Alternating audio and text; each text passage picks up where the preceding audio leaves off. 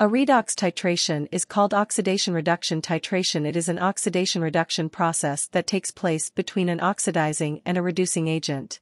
In this type of titration, a chemical reaction occurs with the transfer of electrons to the reactant ions of aqueous solutions. In the oxidation-reduction titration process, an oxidizing compound is titrated with the standard solution of the reducing agent, or a reducing compound is titrated with a standard solution of an oxidizing agent. The principle involved in oxidation reduction, redox titration, is that the oxidation process involves the loss of electrons while the reduction process involves the gain of electrons. Oxidant plus any left-right arrow reductant. The following are the key characteristics of redox reactions which consist of both oxidation reduction. Oxidation reaction.